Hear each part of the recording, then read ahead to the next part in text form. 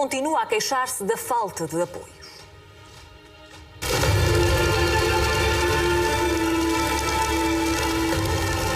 Eles querem mesmo queimar tudo, eles querem queimar Portugal e não temos governo que faça nada. Nada.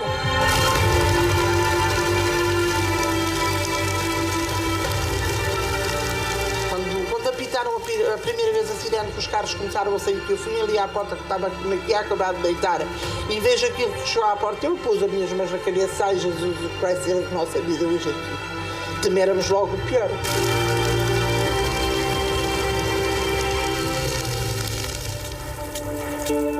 A paisagem escureceu, o ar tornou-se pesado e cada sirene despertou o medo entre a população.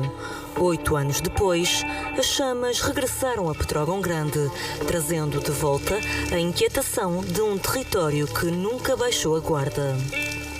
Eu sei que há falta de meios e os bombeiros andam cansadíssimos, mas nada muda. Alguém tem que fazer alguma coisa, porque senão todos os anos vai acontecer. Seja aqui, seja no Norte, seja no Alentejo, isto vai acontecer sempre. É verdade. E é uma vida de trabalho aqui.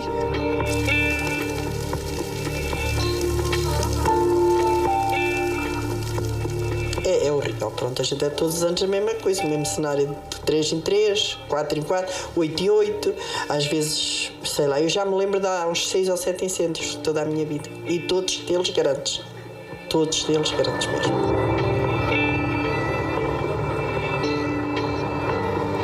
A gente só via colunas de fogo, fumo muito negro de todo o lado, desde a parte sul da nossa casa e desde a parte norte da nossa casa. Daqui do lugar, pronto, a gente ficou aqui encurralado neste buraco. 5 aldeias foram evacuadas. Famílias foram convidadas a largar as casas de uma vida, deixando para trás trabalhos de gerações. O caminho fez-se às pressas, mas muitos não conseguiram virar costas. Resistiram, mesmo quando tudo parecia perdido. Não me deixava a minha casa. E muitas pessoas foram que nem herdeu tanto ao pé como nós aqui. O lume delas ficou longe. Foram porque quiseram e depois estavam lá, já se queriam vir embora. E eles que nos quiseram deixar vir. Tinha água, tenho a mangueira de lá fora, tenho aí canecos ainda cheios de água. Ali a vizinha tinha por aí as carrinhas com bidões grandes. Tenho aqui uma mangueira do furo, só se precisa a gente ligar o furo.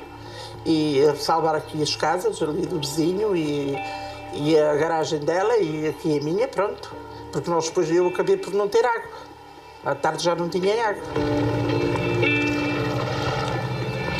Não deixava a minha casa e os meus bens. Os meus animais, tinha aqui tudo.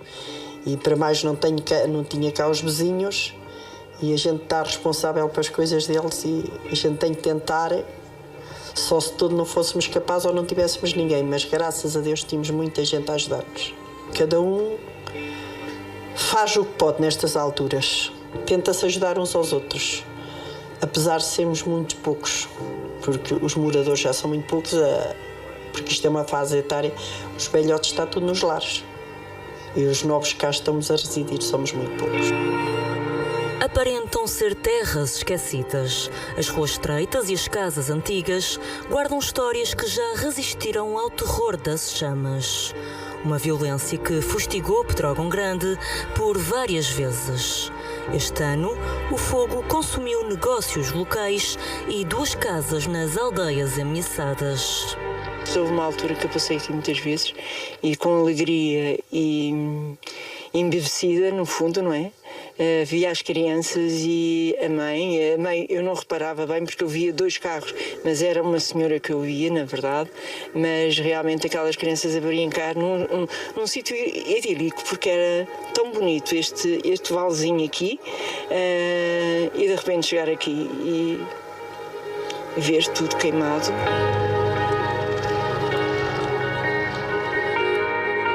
O rasto de destruição deixou marcas e um impacto silencioso nas vidas de quem aqui permanece, conscientes de que cada verão pode trazer novamente o fogo ameaçador.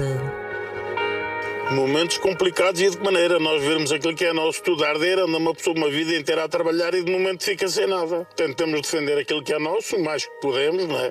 E então, como tenho aí condições, enchi os depósitos de prevenção para aquilo que podia vir a ser necessário, que felizmente não chegou a ser utilizado. Tenho para aí algumas parcelas e ficaram completamente destruídas. Tenho umas aqui junto à torneira, que o ano passado tinha sido tudo limpo, mas de nada valeu.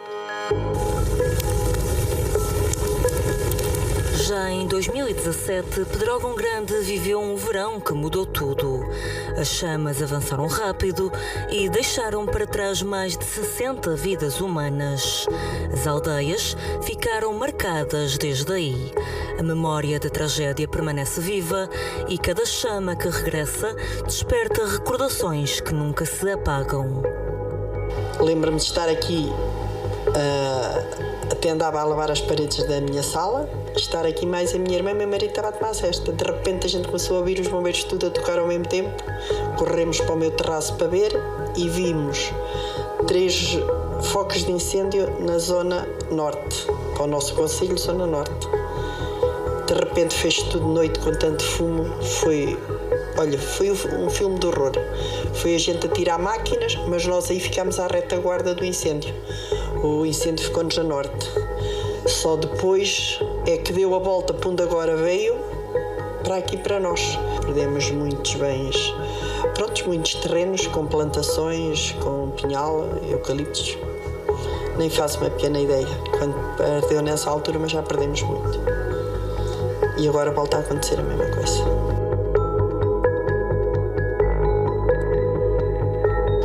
As chamas, e a altura dos eucaliptos, eles ainda não estão muito grandes também, porque foi há pouco, quer dizer, não é? Há 8 anos. Mas o eucalipto também é uma coisa que medra muito. Mas foram chamas que estavam 2 carros aqui na alta tensão. A sorte deles foi terem o terreno debaixo da alta tensão tudo limpo. Não havia mato, tinha sido tudo lavrado. Porque senão eles ficavam lá dentro do fogo, eles ficaram cercados. E as chamas chegavam, a gente aqui gritava, meu Deus, onde eles estão metidos? Que as chamas chegavam, sei lá, à altura dos eucaliptos, passava a altura com aquela força dos eucaliptos. Já sabe que o eucalipto é uma coisa que arde muito. Arde mais que o pinheiro.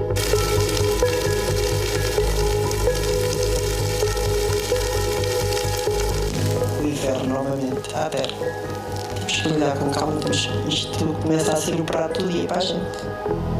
Temos que ir dando força uns aos outros e tentar apagar conforme a gente conseguir. É o que a gente pode fazer, não há muito mais a fazer. Alda Coelho não estava em casa quando as chamas deflagraram na freguesia da Graça, em Pedrógão Grande. Tirou uns dias em família até que recebeu a notícia de que o fogo se aproximava. A paz durou pouco e acabou substituída pelo receio do cenário que encontraria ao regressar. Quando ela ligou cá fogo, eu liguei ao meu filho ir para a minha casa, porque não tínhamos aqui ninguém. E a gente metemos-nos no carro e viemos para assim, 1 hora de caminho que fizemos de Vieira de Leiria aqui a Pedrógão.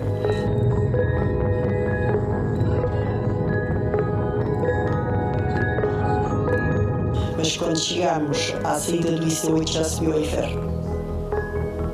Já foi onde a gente tem mais medo aí, começámos a ter medo. Mas ainda conseguimos chegar a casa, graças a Deus. Enquanto as chamas avançavam, não foram apenas os bombeiros que lutaram contra o fogo. Os populares juntaram-se, carregando baldes, abrindo caminhos e oferecendo ajuda. Entre o fumo e o desgaste, cada gesto fez a diferença. Eles diziam aqui para mim que há um mês que não iam à cama deles. E outros talvez há 2, porque isto já não é só de agora que isto anda, não é só aqui, anda por outros lados, não é? Viana de Castelo, ardeu tudo, até ao Jerez. A zona atrás dos montes está tudo queimado. As minhas noites, quando foi assim, olha, de sábado para domingo eram 4 e ainda andava aí fora. Não conseguia dormir, nem dormir nem comer.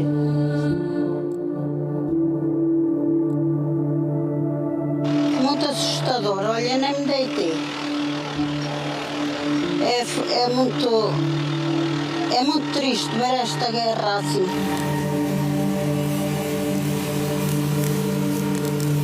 E quem acaba por perder são as pessoas, portanto, das aldeias, as pessoas que trabalham dia a dia, sol a sol, para ter as suas coisas e para produzir aquilo que depois vem estes incêndios a levar tudo. Porque isto é... Pronto, é... Olha, não sei o que diga isto. É sempre a mesma coisa, pronto. E não temos apoio nenhum de Câmara nem de Junta de Freguesia, nada. A população sente-se deixada à própria sorte.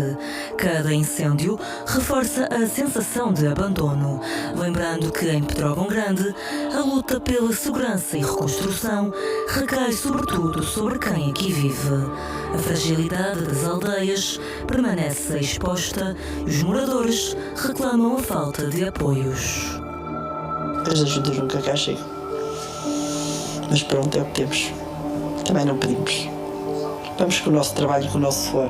Lá os altos governantes, e que tem que ver com o interior que ficou isolado de tudo e de todos. É uma zona isolada de tudo e de todos. Só é lembrada nas más notícias, nas boas poucas são relembradas. Pedrógão Grande está esquecido. Está esquecido. E se não está esquecido, se o dinheiro bem é para eles enfiarem no bolso, não é para nós. Porque se eles não tivessem feito a reunião a dizer que tinham aquele dinheiro, que tinham 5.000 euros para durante 5 anos fazerem limpezas em volta dos lugares, das aldeias, a gente estava calada. Mas eles vieram fazer 1 ano, está tudo na mesma outra vez, não fizeram nada, não amanharam, não fizeram nada. A Câmara de Figueiró, Castanheira fez, e eles não fizeram nada. Onde é que foi o dinheiro? Uma terra fustigada onde o medo do fogo convive com a resignação e a coragem. Os moradores conhecem bem o risco, vivem com ele e, apesar da fragilidade, continuam a cuidar das suas aldeias. Mas cada época quente traz sobressaltos.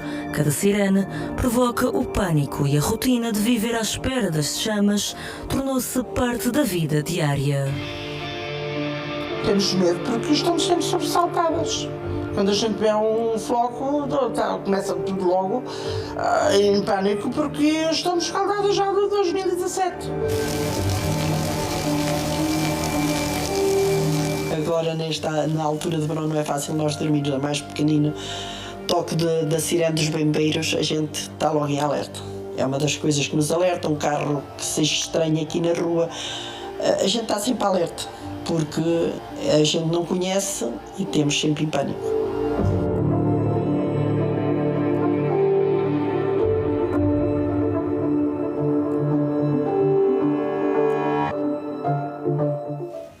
O país esteve a arder vários dias seguidos. 3% do território português foi consumido pelas chamas que deflagraram em Arganil, num dos maiores incêndios deste ano.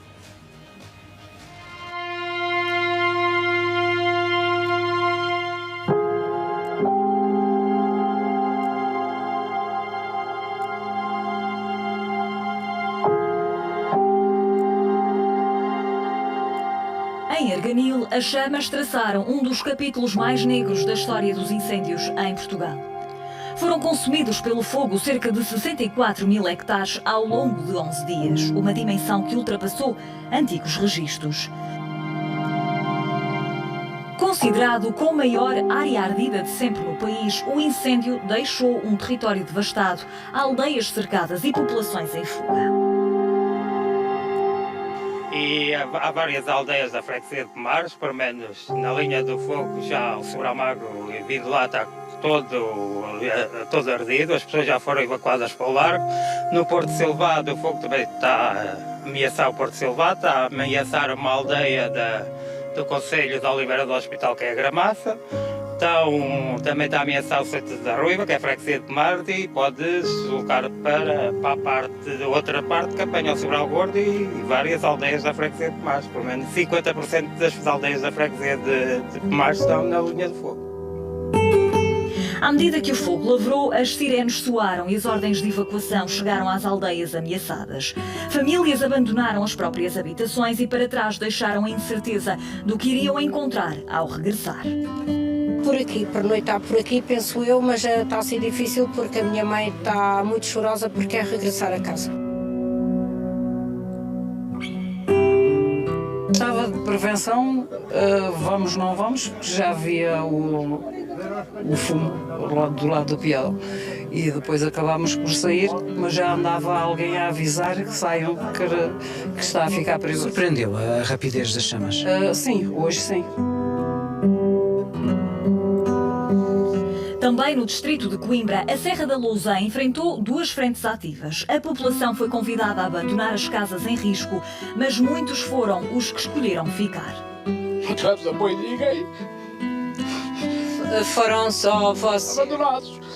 A GDR veio fazer a evacuação. Saímos todos, obrigados. E eu pensei que alguém ficasse a proteger a aldeia. Disse bem, saímos, alguém protege. Ninguém. Quando chegámos, portanto, foi o meu sobrinho que me há bocado disse, veio-nos trazer aqui junto à capela. Por 3 vezes disse, você tem a certeza que querem cá ficar? Disse, claro. E ficámos. As chamas ameaçaram porta a porta e o pânico instalou-se entre a comunidade. O fogo ganhava terreno e cada instante era vivido com tensão. Cada passo podia decidir entre perder tudo ou conseguir escapar. As minhas filhas já me foram pôr a lei lá longe para não ficarem aqui, que já toda a noite aqui estive. Parecia que parece que eu não inferno daquele. Vocês daqui não veem nada. Está pior ainda do outro lado. É para o lado do cemitério. Está ainda pior do que aqui. As dimensões são de tal ordem que não há meios humanos, nem humanos que cheguem para apagar tanto fogo, nem tanta desgraça. Não há mãos a medir, não é? Não há mãos a medir, não. É muito duro. Está aqui, esta é a sua casa, se não estou em erro. Balúrdio, comprei este velhinho, olha que está dentro. Deu trabalho ter esta casinha, não deu? Muito. O perigo alastrou-se aos concelhos de Pampilhosa da Serra e Oliveira do Hospital. Ceia, Fundão e Castelo Branco foram também afetados pelo incêndio de grandes dimensões que deixou marcas profundas e perdas significativas. Tivemos ajudas no último dia, os usurpadores da GNR, que nos deram uma grande ajuda e ajudaram-nos a dominar o incêndio e conseguir salvar o que queríamos. Estive a proteger os terrenos dos meus pais e até salvar os animais todos.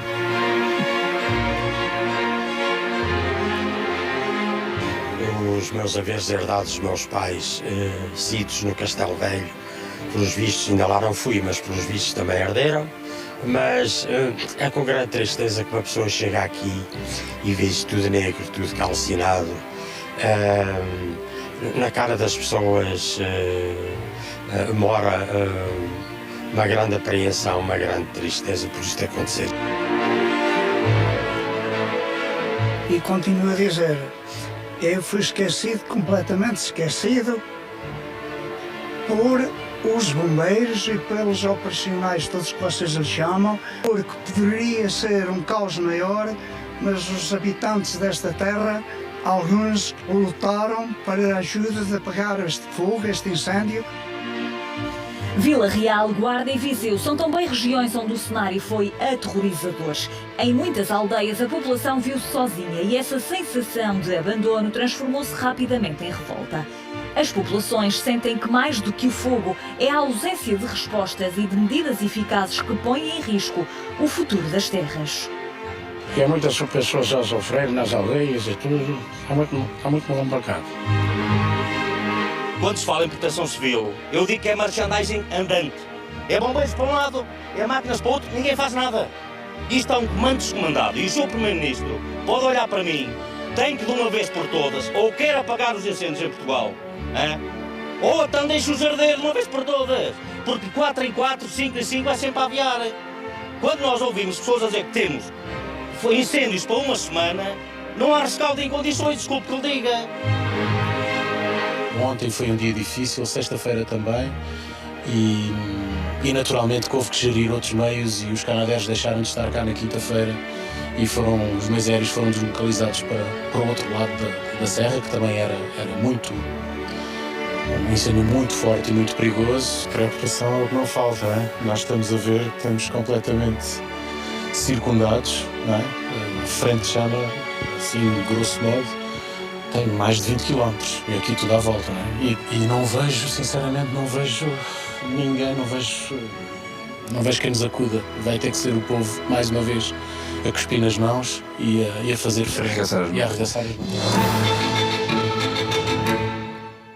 A falta de meios foi uma realidade dura para muitas populações que se viram obrigadas a enfrentar o perigo sozinhas. A Covilhã foi uma dessas terras. A carência de recursos fez com que o sentimento de abandono se tenha juntado ao medo dos moradores. Há uma pessoa em baixo, a GNR não o consegui tirar. Eu também não consegui tirar, eu tive a combater o fogo lá em cima, a chama estava ao pé de mim, eu e o meu sobrinho. Tivemos que fugir rápido, com o vento de repente levantou-se, já não temos hipótese. Não entendo porque é que um helicóptero não veio aqui. Temos aqui o Rio César ao lado a 500 metros, não é isso? Para vir aqui apagar as chamas não vieram. É aí. Sentem sozinhos. Estamos sozinhos. Já vim tirar mais dinheiro de casa que está ali, estava sozinha. Está pertinho das casas, é horrível, isto é o fim do mundo. Há zonas cultivadas, mas logo a seguir há pinheiros e depois ainda deixam pôr, este país ainda deixa pôr eucaliptos, que é a coisa pior, mais terrível que é os eucaliptos para queimar. Continuo muito preocupada porque isto, se aqui ficar uma de noite, isto é mais uma noite em branco. Já há 3 noites que não consigo dormir e esta noite vai ser igual. Temos chuveiros, temos aqui baldes de água, temos aqui tudo, mas o medo é sempre muito triste a gente ver isto assim tudo desta maneira. É verdade que isto tem sido um inferno, isto é um inferno, que a gente é de um lado, é do outro, estamos cercados de fogo por todo.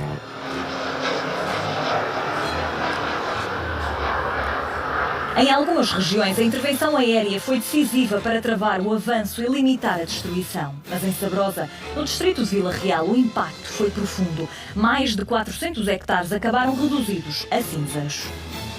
Eu o sujeito aqui a morrer porque andava em cima dos telhados, o peito feito um doidinho.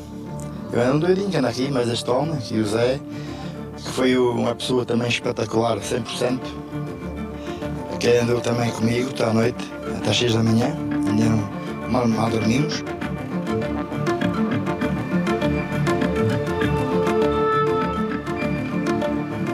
É um bocado complicado. Tinha cá um filho, os dois embora para Lisboa. Porque eu não conseguia estar assim a ver isto. Um netinho com 9 meses foi-se embora porque pronto, ia ser a nossa vida. Tenho aqui uma vida aqui montada e pronto, ia ser a minha vida. Não posso mais.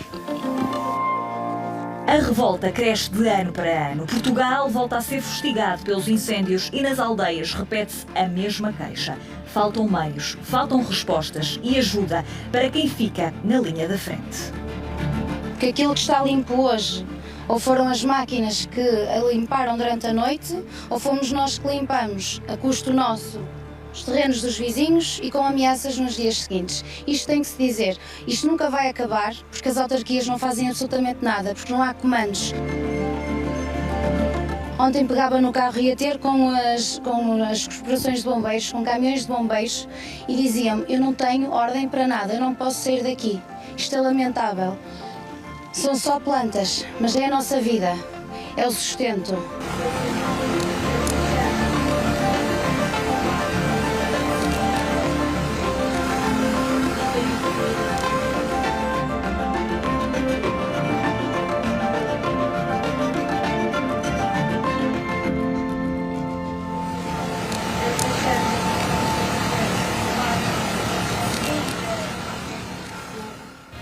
Os incêndios não provocaram apenas danos materiais. 4 pessoas perderam a vida no combate aos fogos.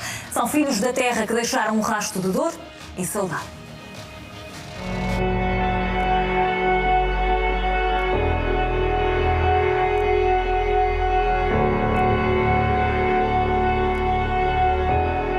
Por trás das chamas há vidas interrompidas, famílias, vizinhos e histórias que desapareceram em instantes.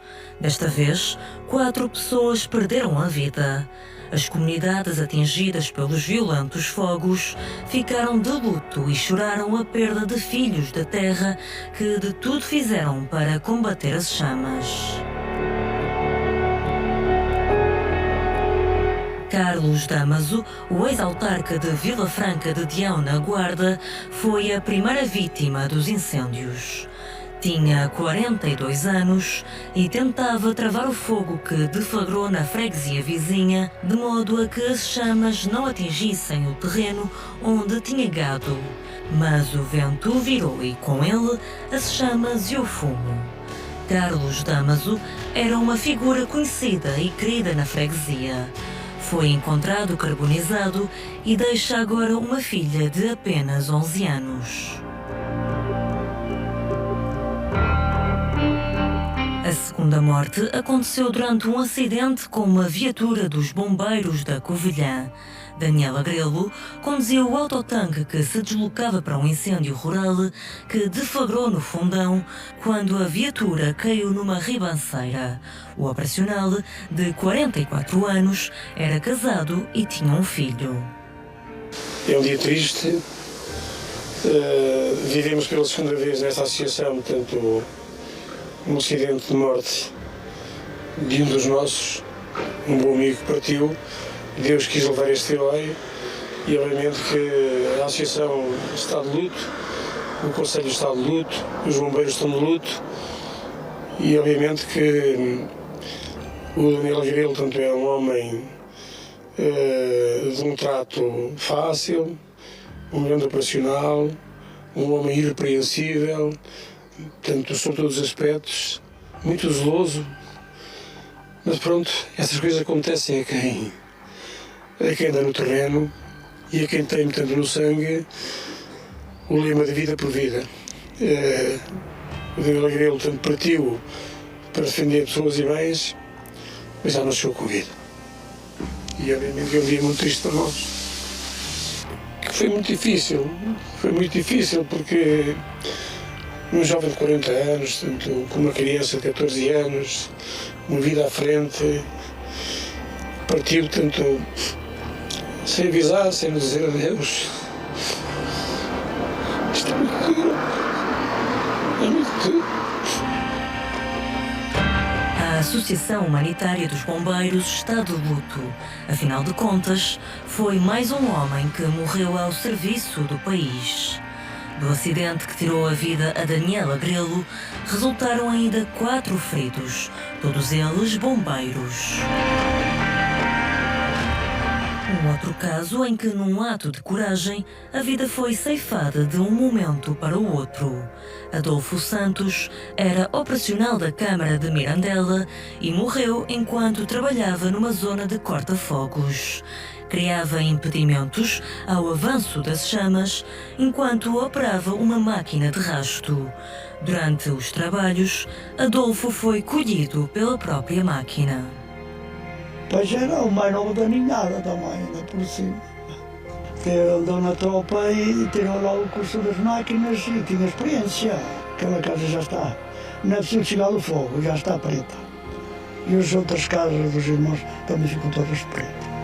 Porque ele merece esse respeito, merece esse sonho, essa lembrança, esse coisa, merece tudo. Ele era uma pessoa bem conhecedora do local do acidente. Era uma pessoa com uma experiência vasta na área do combate aos incêndios com máquinas de arrasto, bem como outros trabalhos relacionados com as máquinas. Esta terra está mais pobre. Daniel Esteves é a mais recente vítima mortal. Era operacional de uma empresa de proteção florestal e tinha 45 anos. Nas operações de combate ao incêndio do Sabugal, sofreu ferimentos graves, tendo ficado com 75% da área corporal queimada. A vítima foi transportada para o Hospital de São João, no Porto, onde não resistiu à gravidade do quadro clínico.